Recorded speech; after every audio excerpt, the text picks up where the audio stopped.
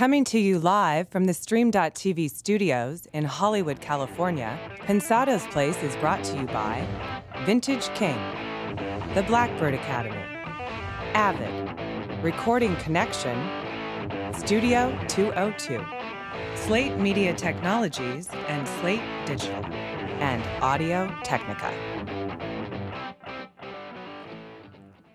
Our guest is a gospel superstar, a major talent, and he has major spirit. We've got a lot of calendar dates for you, a bunch of information, a brand new ITL. You're at the place, baby. It's Pensado's Place. Hey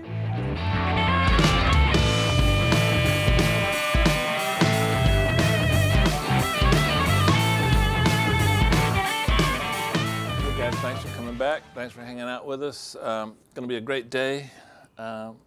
Somebody that I've respected for so long finally recently has become a friend of the show. A friend of ours kind is of with like us today. family, right away, correct? Yeah, you know, so many things going on. I'm gonna punt to Herb in a minute. I'm gonna punt to Herb now. You know what?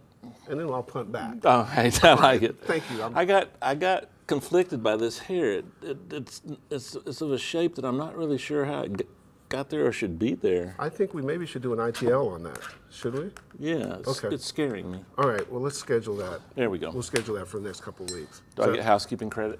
Absolutely. You want above the line or below the line? How about we get this going? How about edit the line? We'll do that. Hi, guys. Back again for our weekly hang with you. How was your week? We trust it was good and productive. Let's make the next one even better for you. We've got some calendar items coming up for you in a second. We'll get ready to mark those important dates down. It's pretty critical. Likes and subscribes are just flying. You are absolutely killing it. Our man Will Thompson broke down for me yesterday the power of what you're doing, how it positions us, how we compare, and what enables us to do. The power you have is substantive, and it is absolutely working. Thanks from Dave and I for that. It's a big deal. Next stop, 100,000 subscribers. Let's knock that out. To the best group of sponsors in the land, we tip our cap to you like we do every week. Vintage King is in full-on Gear Expo Nashville mode. The team is firing on all cylinders, and this is just going to be a flat-out good time. Full rollout and all the details on next week's show, but make sure, here's your first important date to mark down, Saturday, September 27th, Nashville, Tennessee. Dave and I want to see you there. We want to hang with you, take some pictures. Lots of special guests, lots of opportunities for gear for you, cool surprises, great grub, great music, a great ass hang, correct? Correct. It's a party with a purpose. Equal emphasis on party, equal emphasis on purpose. You'll love Vintage King's spectacular showroom, literally best-in-class gear, best-in-class people, all that indoors, and we will be outside rocking the house and making sure that you're having a good time. Our buddy is really another family member of ours, Blackbird Studio and the Blackbird Academy, also heavily involved in Gear Expo Nashville. They're going to bring some great things to the table on that Saturday. More on that when we roll out next week. Also, Blackbird's really busy. Also, they're doing their fall version of what they call the Blackbird Sessions. And guess who the master professor is going to be? Who? It's our very own Dave Pensado. Yay. So this is what it is. It's a 5-day intensive, deep dive into how Dave Pensado does what he does, what made him the super skilled craftsman he has become, a chance for you to learn technique, to get philosophy. Hard to get that kind of time with David P. And I have sat with him obviously a bunch over these years. When he is in that mode, you are going to learn a lot. So here's a second set of dates to mark. September 29th through October 3rd. September 29th through October 3rd, the Blackbird Sessions. Contact Karma Banstra for all your details. That's Karma at theblackbirdacademy.com. C-A-R, your mother, Ma, Karma at the, I just don't want you to do it with a K. So Karma at theblackbirdacademy.com. Hit our girl up and see about becoming part of this select group for this special week-long session. She'll give you information on pricing and all the other kinds of stuff. And finally, from the busy house of John McBride and Blackbird, the question that we've been posing for a couple of weeks is, what are he and Stephen Slade up to? We have some inkling of what it is, and we got informed yesterday in the phone call that they're going to come on our show and reveal that in about 2 weeks. John's going to be out here actually doing front of house for a Beatles thing at the Hollywood Bowl. Yeah, I can't wait to see So, that. you know what? As much as we're excited to share that with you, it's going to be even cooler for them to share it with you. So stay tuned for that. What we know of, this is a special union, wouldn't you say? Beyond a doubt. Yeah. And a musical one. It is, and one that's really going to benefit them in some cool ways. Yeah, I think so too. Save them a lot of money. Absolutely. The good folks at Audio Technica, they're with us as well. We did a download on their current and future product just yesterday. We're shooting stuff now to share that with you. They just make solid, good stuff, don't you think? Oh, absolutely. Their gear is beyond question, but the reason it's so good is because there's a spirit that pervades that company that's the legacy of the original owner, and that's what drew me to them first. And then as you get to know the gear, you realize that it's the finest money can buy, and they're a little underrated with some of their stuff. I'm happy to bring a spotlight to their stuff. Cool. Well, we're gonna do that. Guys, there's people out there that are part of us, one of us, that are trying to make stuff for us to use and have a conscience about it. And then there's other people that do the American thing, which is okay. You know, they're big corporations, and that's okay. Audio Technica I really like. That's something we should support. A lot more coming from them in the future. Avid will be in the house for all our events. We'll have some product from them to share with you. Plus our boys from Recording Connection, one-to-one mentoring, learning where you live, a great way for you to learn your craft, and if you need to watch your budget, we would highly recommend Recording Connection. One more date. Dave and I will be appearing at the Tech Expo at SAE Los Angeles on August 23rd. I think we're doing a special Pensado Q&A around 1:30 on that Saturday. Love to see you there. So let's do a quick recap on all them damn dates. What do you think? Well, I hope Andrew and Joe and Ross are going to be there, because my favorite thing at the SAE is to heckle those guys. Right. Well, there's a special. It's a tradition now. Yeah, and you'll be in full force. Oh, so, yeah. Absolutely. We'll plan something special to get them. Recapping all those days. August 20th, John McBride and Stephen Slade announcement right here at the place. August 23rd, SAE Los Angeles, special Pensado panel at 1:30. September 27th, Nashville, Tennessee, Gear Expo, all-day party with a purpose. September 29th through October 3rd, the Blackbird session with Master Professor Dave Pensado. His black friend Herb may pop in for a couple of days too as well. Great. It'd be fun, man. Now here's the thing: we shouldn't lay. I'll leave your name at the door. Thank you, sir. I have the key to the door. That's gonna let You own the door. That's my job. Yeah. I guess we shouldn't lay the AES appearance on them in October, or did we just tease that? I think we did. I think you did. I think we did. All right. Well, we won't talk about that yet. Why don't you introduce our ITL, sir? Continuing our series of hanging with John McBride and picking his brain about microphones, we're going to check out his U-47 this week.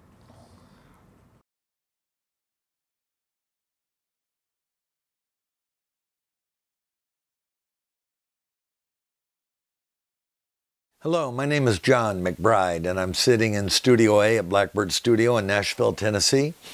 And we're here today to talk about microphones. So, the U-47, Neumann. Neumann and Telefunken both sold the U-47. Neumann was the manufacturer of the U-47. However, Telefunken sold a U-47 with the Telefunken name on it, but it was all built and manufactured by Neumann. George Neumann was probably the grandfather of modern microphones. Many companies were starting in the 20s and 30s, 1920s and 30s, in developing microphones, but Neumann just seemed to have the greatest success. Around 1947 is when the U-47 was first being designed and built. It was the very first microphone, according to what I've read, that had multiple pattern selection on the mic. They do that by having two different diaphragms, and the technology. I get lost in the technology pretty quickly. I'm not a big tech guy, but I will tell you this. The tube in this mic is a VF14. Those are rare and hard to find, especially the VF14M. Those tubes are selling for probably around $2,500 today, which is kind of insane. But without that tube, this mic becomes a doorstop. These are the greatest mics ever made, I believe. And when, like I said, when you line up the right input with the right microphone, there's a magic that happens in the studio. All of a sudden, you don't need EQ. You may not even need compression. If one is on a vocal, the vocalist becomes more inspired because the mic sounds so good, and then they end up giving you a better performance than you ever would have gotten with a different microphone. That's the kind of magic I'm talking about. There's 5 or 6 different microphones that I consider the good guy mics. Those microphones, if you had 30, 40 of them, you could use those on every input in the studio and be extremely happy with your recording. The 47 is definitely one of the greatest microphones ever made, and we'll talk more about it and others later on. Good to meet you guys, and I hope you enjoy this series. Take care.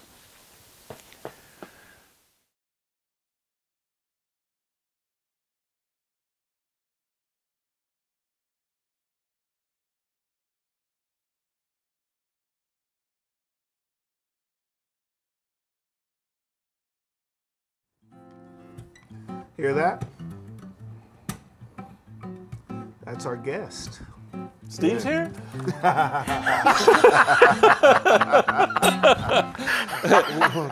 Inside joke, sorry guys. Wow. That is the incredible Israel Houghton. Besides being a gospel superstar, this is a dude who you're going to learn his gears in the space you care about are ridiculous. His heart is completely special. As you can tell, his chops are off the chain. The award show. He was like the highlight of the award show. Than's, man. Good to be here. Man, it is great to have you. Let me have that. I'll put it down for you. Where can we can lean it here. Cool. Let me put it behind the core. So the most excited person when we'd been talking about him coming on the show for a while, was actually Chongor. Chongor did some Hungarian split in the air, and he was like, "Oh my God, it's going to be incredible." So you engender a lot of enthusiasm, my brother. Man, thank you. It's an honor to be here. I remember tuning in to the Matt Maher one that you did, and you asked if he knew me, so I thought that was really cool. So I'm glad to be here. Very honored to be here. You've seen our reaction after we found out he knew you off camera. Yeah, we were in the parking lot going, "Yeah, can we talk to him? Can we talk to him?" Fire away there, DP. Man, your background, your story. I want you guys to go on the internet and look up Israel's story, because it's one of hope. It's one of playing the cards you're dealt, but walking away with 4 aces. I love your sentence. I was a black kid in a white family in a Hispanic neighborhood. Yeah. How did that shape you in terms of your music? Yeah. I mean, early on, I know the Hispanic part gave you the best element of that. definitely Keep Pensado. going. Yeah. Wait. Power to the people. Yeah. There's some black and white stuff in there too. I think that's Any the white favorite people in the part. house want to chime in? Well, half of me will chime in. My mother was white, my father is black, and Your mother's a talented piano and my player, mother too. is a talented pianist, still plays and writes, and she's awesome. And I think she recognized early on that I definitely gravitated toward drums and any kind of noise-making device, and so she kind of steered me in the right direction. I played drums first, but then learned how to play, trumpet in school, learned how to read music, and picked up piano, and then ultimately picked up guitar on a bet. Wow. Somebody said I didn't have the discipline to learn how to play guitar, so. Don't challenge Israel. They challenged me, and 30 days later, I practiced 6 hours a day for 30 days. And I was the guitar player in the band after 30 years. After 1 month. After 1 month, yeah. Ooh. I mean, I sucked. But nonetheless, but you were but there. I was the guitar player. But for me, all of that, growing up in a white family, my siblings are white. My mother married my stepfather when I was a year old, so he's the dad who raised me. He's white. But our surrounding was primarily Hispanic. So most of the people in the church that my parents pastored were Hispanic. So I had this crazy, multi-stream, of influence coming in, and so I loved everything. My first record, that kind of the seminal record for me, was Andre Crouch live at Carnegie Hall. I mean, it changed my life, and then shortly after that, I discovered, Songs in the Key of Life and Stevie Wonder, and so, but at the same time, I liked the Beatles and the Eagles and Santana and, all these various things, and that, I think, to this day, to answer your question, all of those find their way into the music at some point. And I'll tell you, just to chime in, not that my background was exactly the same, but when you go from Canada to Kentucky, Yeah. in the middle of the civil rights movement, and at that particular time in Kentucky, you couldn't really get to specific black music. So when I tell people I grew up on Black Oak, Arkansas, and Yeah. Carlos Santana and Buddy Miles and all that kind of stuff, but I'm so thankful that that was opened up early, because the appreciation I had for everything. FM was coming in, and you could hear different things, like, what is Steely Dan? And, and I would have really been disappointed to have been put in a box where I was limited that way. And now I think it pays off. My parents had such a wide, eclectic love for music, so I, in turn, ended up liking bluegrass music as much as I liked Andre Crouch. And so that all kind of shows up now and again. Yeah. There's a quote of yours that just fascinates me. The biggest part of excellence is not skill. Explain that, because it sounds... Yeah, I mean, that has to be kind of set in context. There was this whole question about church music. You know, in order to be excellent, should you just use skilled people? And you know, there's a very simple answer to that, and that is, well, yeah.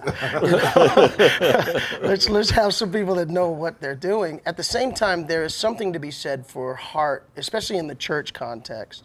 You know, so much of the music I write tends to live on Sunday morning in churches all over the world, and so you want to have something that's accessible to the people that have no real musical lexicon at all, but you still want to also, you know, arrest the senses and inspire people. And so I think heart has a lot to do with it. There have been people that I've, you know, come across who have a big desire to do something great and do something excellent. They don't have the skill yet, but they have the heart and the wherewithal to do it. By heart, you mean passion? Yeah, yeah. And even by heart, I also mean character. There are a lot of people who are super talented who are just D-bags, man, you know? I think there are other people who aren't as talented, but they have hearts of gold, and those are the ones you kind of want to work with to produce an excellent thing. Absolutely. When you sit down to write, can you say D-bags on this show? I kind of feel bad representing the gospel people. This is FCC. So all right. A lot worse has been said. When you sit down to write a song, how much emphasis do you put on an accessible melody? In other words, in the secular world, when you write a song, you want to make sure that you reach the biggest number of people for different reasons, some economic, some other things. When you sit down to write, how much attention do you pay to a great melody? Because it seems like all the influences you named are strong melody people. Yeah. I think melody, you know, is tops for me. There has to be something memorable about it. Like when I think about the scriptures I learned as a kid growing up in church, it wasn't because somebody recited them a million times.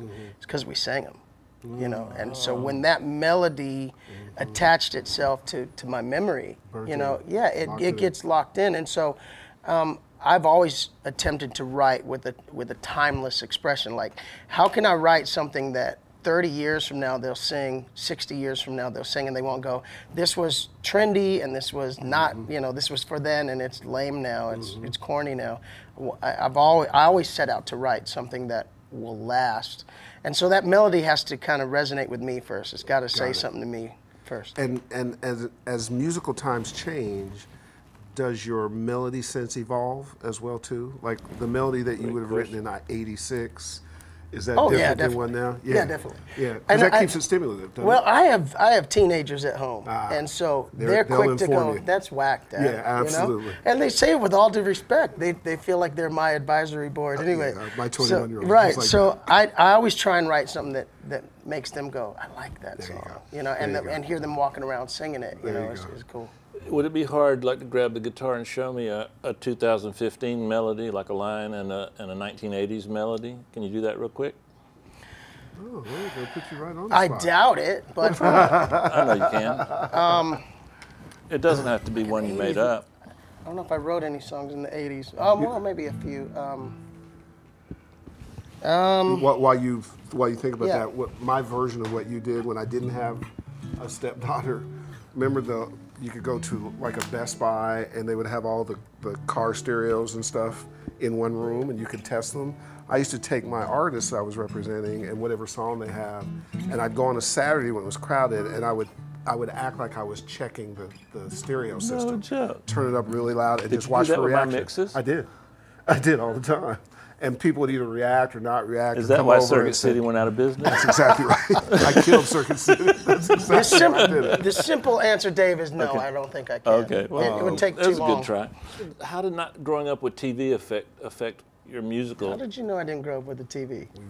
Our correct Man, you guys are awesome. That's it, man. It's 60 minutes of audio. but I like the fact that what stuck in my mind was I love books, and by books I mean internet books. You know, I like real books too. But a lot of times when you have a lack of exposure to media of one kind, you focus on media of another. Was that your? Yeah, it was music for me. I mean, I just dove into music. You know, vinyl. I had everything on vinyl, and then my dad. You know, his whole thing was. He didn't grow up with a TV either, and his dad's whole take on everything was read, stimulate your mind that way. And so my dad just kind of passed that on to us, and we Did you had. pass it on to your kids? Sadly, no, not in the new millennium, man. You know, I'd be thrown in jail. Oh, that's true. It is Child illegal. abuse, right?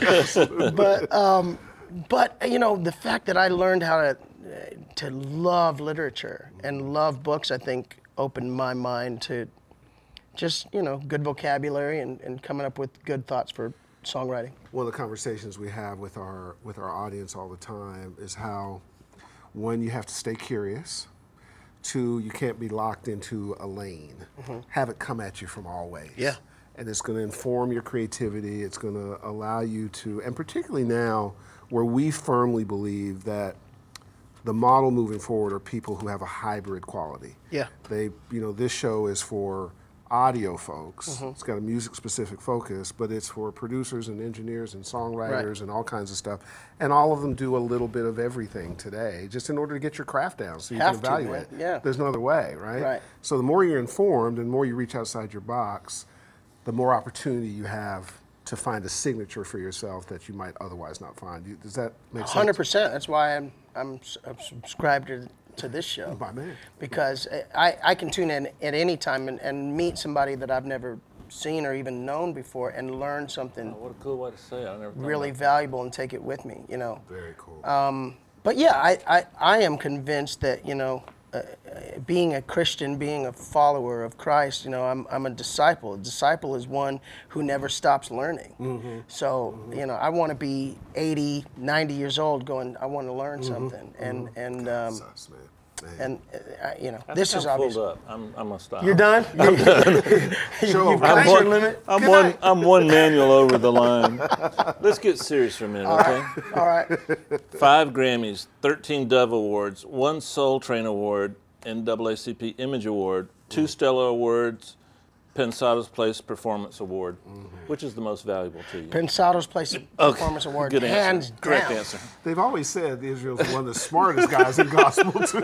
No, I mean, Leave his mic on, Cole. I know we're kidding around, but I had such a blast. Oh, no. I said we were serious. Oh, yeah, let's get serious. No, I had such a blast performing at the award show. It was fantastic, man. What folks may not know, and this is, you know, Israel and I met, he was in Hawaii, we met on the phone. He committed within about 11 seconds of saying hello. Flew in the day of, was just a trooper.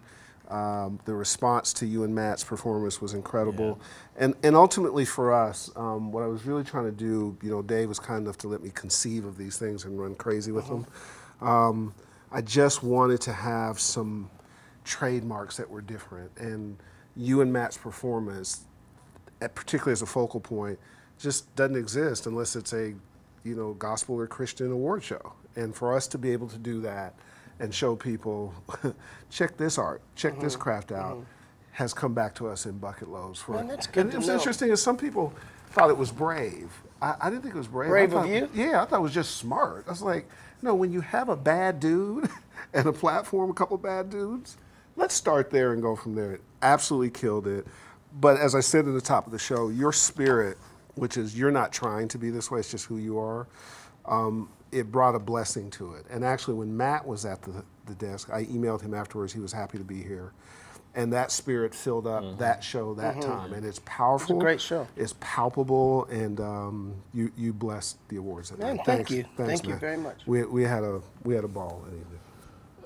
More than that, it was a bit of a relief, but we're still paying for it. But on multiple levels. Oh, yes, and but you know what? It was the right thing to do, and the right people made it right. Yeah. I mean, it was us celebrating us, and I'm proud of what you did and what we did. Definitely. Hey, man, when you were at Abbey Road, he recorded "You Hold My World," one of my favorite songs at Abbey Road. What was that experience like, being there recording one of your songs? Well, it was great. I mean, we did the whole record there, a record called "Love God, Love People," and 2009 release. We recorded 11? in 2010. Came out in 2010. And it gave us our 4th Grammy, I think. Wow. And but that was going back to Abbey Road, Beatles records growing up. It was always It had to be emotional. It was always the dream to Sure. to get in there. We did something on that record, not that song, but on that album that they had never done before. They said they had never done in Abbey Road, and we mic'd the staircase.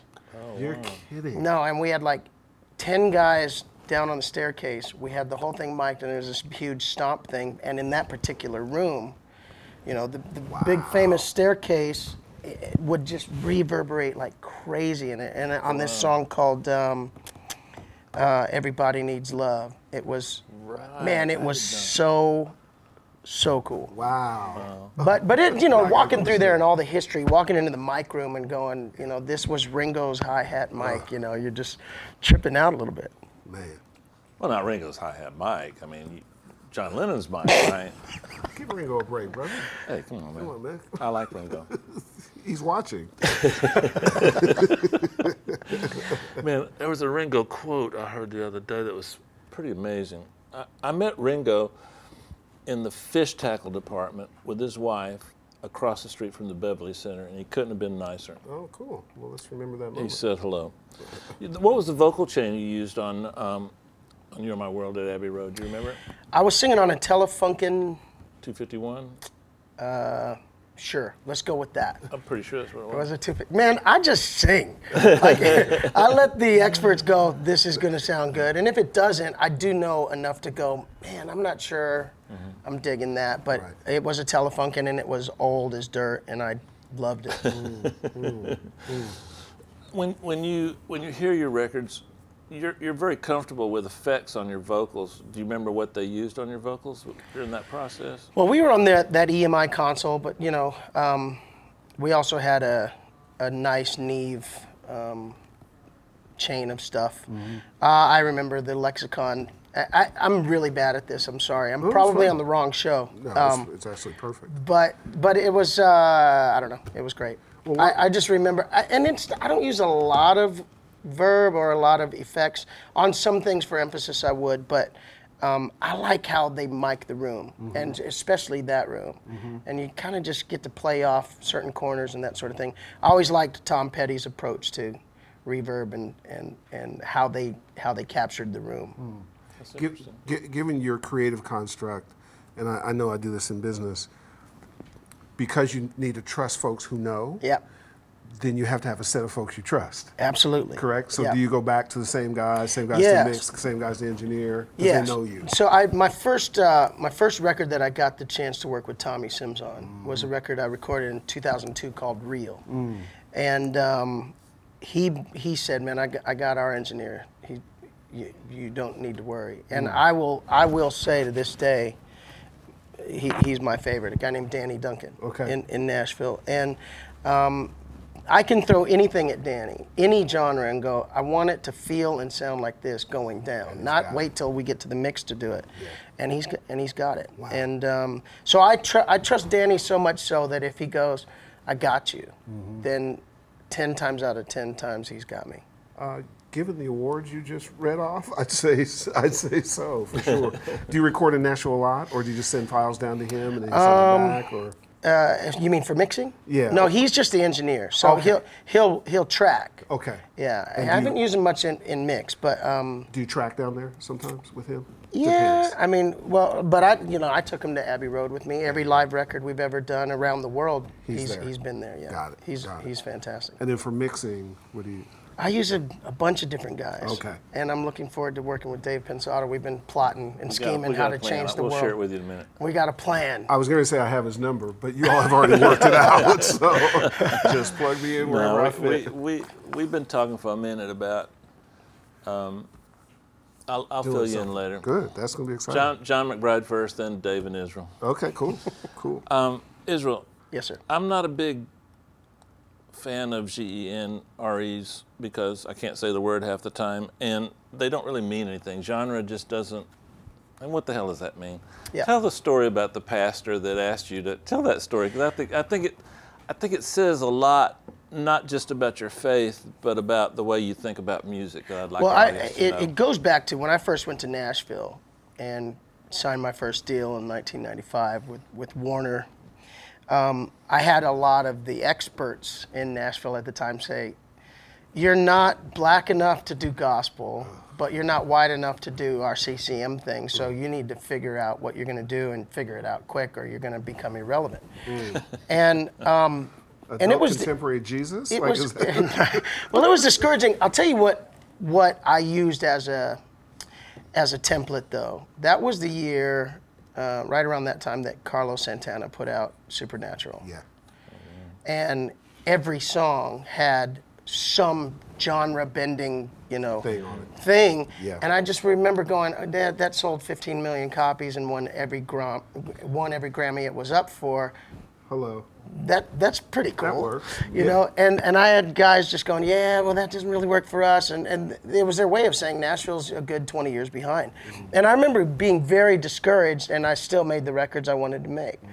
And found myself in obscurity for a while. Mm-hmm. And it wasn't until kind of the boom of just worship music, and I felt like I could worship. So I remember, doing our first record, New Season, and going to places, and they expected to see like a whole group of black people, and we'd show up with Hispanic people and white people and me with a guitar, and they'd be like, hey, can I talk to you for a minute? And, each pastor would go, hey, make sure you do come to your black music. We're a black church, and, or I'd go to other churches and be like, hey, make sure you do more of the guitar, white stuff, and I'm like, come on already. Right. So this one pastor kind of embarrassed me, boisterous and loud, and he said, hey, you want to make sure you play your black stuff tonight.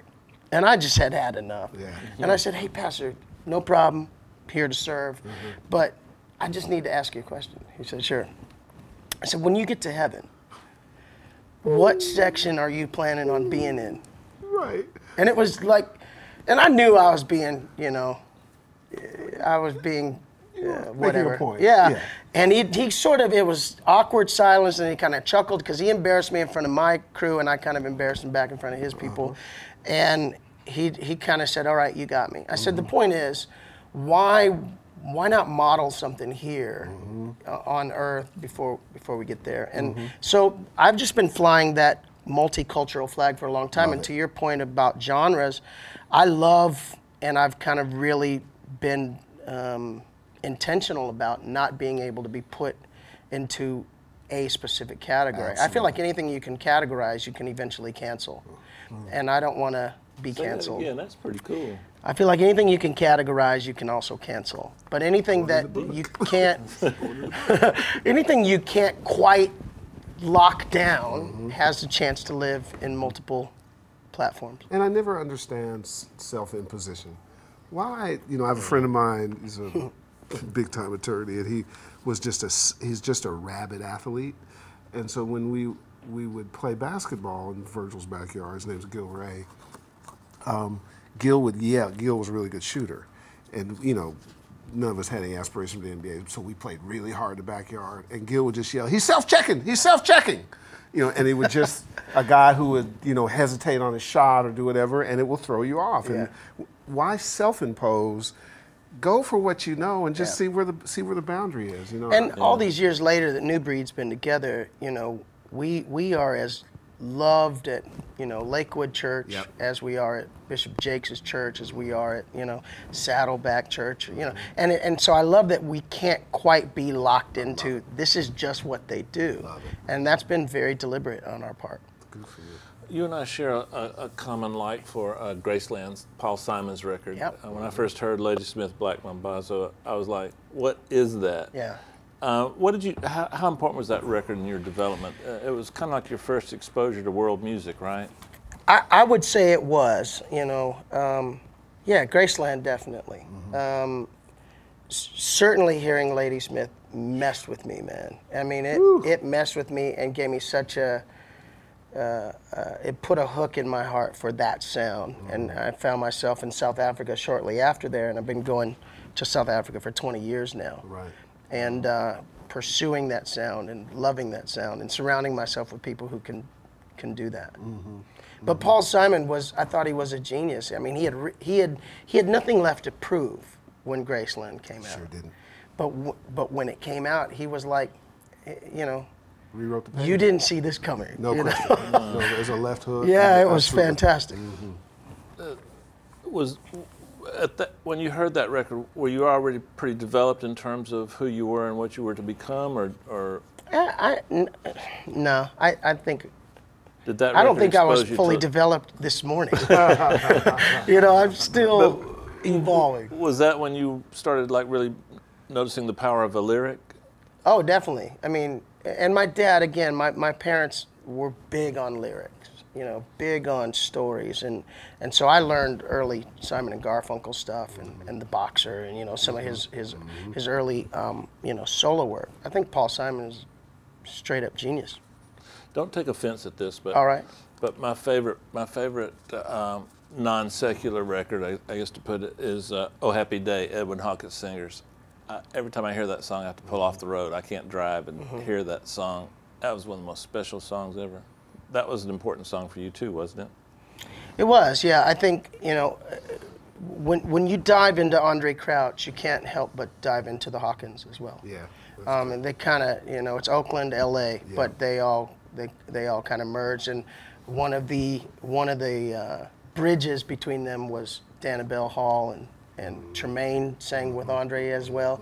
And so, you know, being kind of immersed in that music early on, you're nailing it. You feel this other thing because it goes beyond melody, it goes beyond music. There's this other tingling, you know, thing on it. And, you know, church folks would call it the anointing. But the idea is that it captures something. It's earth capturing a sound of heaven. What was the lady that sang the lead on that? That was Danabelle. Yeah. Golly, like you know how some opera singers are 800 pounds? Yeah. She must be 5,000 Yeah. pounds. Her No, voice was like massive. Rich caramel tone. Yeah, voice. which isn't true because Yolanda's as good as anybody and she's thin. Speaking of keys, songs in the key of life, how do you go about selecting the key for a song? Is it solely based on your ability to sing in that key, or are some keys, do they lend themselves more to praise and worship than others, or do you stay away from certain keys? Or because you like A and D, I know. Well, if I'm writing on guitar, I love A and D. If I'm playing keys, then I love to hang out in C, B flat, F. You know, so it really is. How do I select the keys? It's laziness, I think, straight up. What feels comfortable? Part of it is range. You know, just where do I feel like I can hang out in the last minute and a half of the song, and feel like I'm being effective. Do you have a preference? I'm sorry. Go ahead. Do you have a preference when you write, or is it just whatever hits you? You pick up that thing at that point in time? If I'm wanting to stay simple, which lately most of my writing that's been the thing. I don't feel like I need to prove something to the 1 percentile of musicians and leave out the 99 percentile of people that just go, I just want to feel good with what I hear. So I've been really forcing myself to write on guitar and write simple. Got it. And if I write on keys, you know, it's going to most likely be a ballad and be a little more involved. But I do like the idea of just writing simple on guitar. And what, you know, I've had, you know, whenever we've been on panels, I've said this forever, it takes a certain kind of brilliance to be simple. Like simple, I agree. Simple ain't easy. Simple is actually sometimes harder. Like we can so get really hard. convoluted and Yeah. make it just in all this- creativity. That's the Yeah, rule. I think that's absolutely correct. And I think the real genius is find a way to take something complex, present it in a way that feels simple, and then when you look at it or you consume it, it has layers and layers of Absolutely. things, and you just keep eating and drinking and going, wow. That's why we all are prone to demoitis. Sometimes the demo is stark. It's Yep. you know, empty. It's got space, and then you go and go. Now we're going to add, and then sometimes it's not as Not as it good. doesn't hit you as well as That's right. the demo did. It has more heart than skill, is what you're trying to say. Yeah. Yeah, that's right. I'm going to spring this on you. Don't beat me up after the show, but take me on a little kind of mini 20-second history of how we got from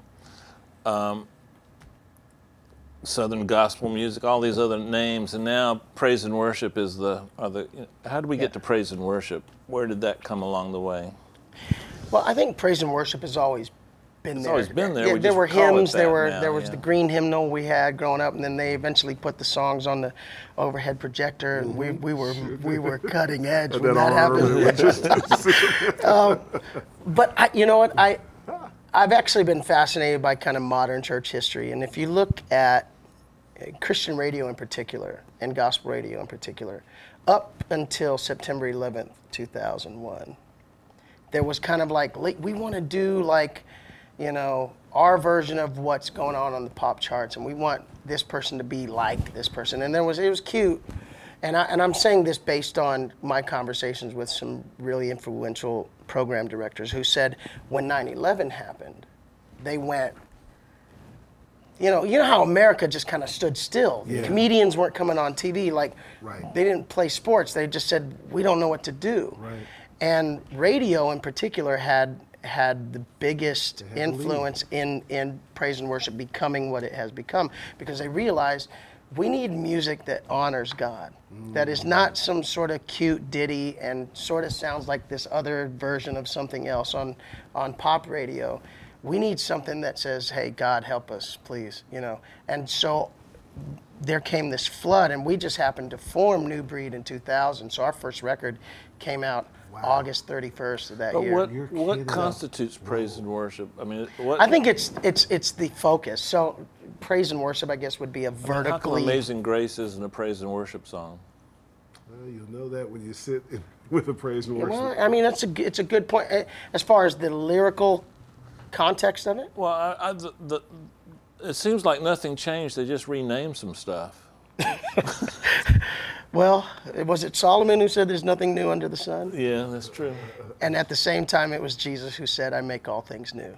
So the idea is, even though something is ancient and something is kind of repurposed, there is also a season to where something that was sort of just like, remember when, becomes very, very valuable in this age. And certainly as a father trying to pass the baton on to my kids and people that I mentor, I'm like, man, there are some good things actually we learned that you might not want to just throw out completely. That would be a metaphor for our careers, for you and I. Absolutely. Why don't you prepare for batter's box? The time is flying by. And, Dude, I am so prepared. Are you prepared? Yeah. Well, let's. I'm going down, aren't I? No, you're not. Let's. Your arms loosened up, because he's got really good bat speed. Okay. First pitch, throw it. I'm gonna start him off easy, Herb. Okay. It's just part of the tone of the show. you Gotcha. know. Gotcha. It's a spiritual Kindness, tone. generosity, It's love your spiritual. brother. Absolutely. Here it comes. Kalimba. Guitar pedal. Kalimba, just start No, with no, Kalimba. no. I was going to say Maurice White. Oh, whoa! My man. This guy's gonna man. go down. Bring it! Bring it. Down. Bring it. What is that, a single down the middle? Oh, What no, is that? That was a triple. All right, carry on, I'm sorry. No trouble. Show off. You know that's not biblical. Guitar pedal. I like the JHS double barrel. Woo. I can't live without it right now. Pow. Electric or acoustic? Yes. Oh, okay. Pow. I play a Taylor that has 2 outs in it. I basically ask them to smash a T5 and a T3 together. So I get the acoustic and I get to wail on it, but I also get to run through my pedal board and rock out as well. Okay, show off. I'm sorry. Hey, so yes, it's the brevity's end. in, brevity's in line It's a here. short inning. Psalms. Did I knock somebody in? Listen. Psalm 139. Oh, gosh. Piano. Man, I'm a sucker for a Yamaha C7. I just like the attack. Oh, wait a minute. Pitching coach is coming out. I think they're going to remove you. You got me. They're going to remove you. Far away. I sent him back. I need steroids. PEDs. Piano. Yamaha C7. Oh, we already did that. Sorry. Vocals. I got flustered, Herb. I'm losing it. Layla Hathaway. Ah, Oh, goodness. nice left. Your favorite piece of gear under $200 that you used on a high-profile record? On the Abbey Road record, I sang on a SM57 Wow. on a couple songs. It's better to give than to receive. Reverb. Yes. Oh, wait, no, I do want to say something about reverb. Okay. The spring reverb at Blackbird, that room, Ridiculous. Oh, wow. I love spring reverbs. oh my gosh, Ridiculous. but that particular room is nuts. Insane. Yeah, Insane. the echo chamber kind of thing. Yeah, exactly. Bass. Fender Jazz 77. Bass player? I don't care, whatever. Okay, keep going, sorry. It's a Christian show today. Verdine White. Ooh. All right. EWF. Okay. You ready for this, Herb? I am. Okay. I'm going to get out of the way. It's a heater. Grammys or Dove Award? Or Pensado. Big boy, swallow that. Grammys for Even your sure. Audio Technica mic's not going to help you. Grammys all day. No, wrong answer. No That's all I got, Herb. Oh, no, I got one more. Okay. Your island gear. I have a 1960 student model Martin, and it's just old and mahogany and just The student rich. model is more like a 000 size? It's tiny. It's about this size, honestly, Oh, wow. and it sounds unbelievable. And that would Well, be I've the never one. played one. Wow. Amazing. Kalimba.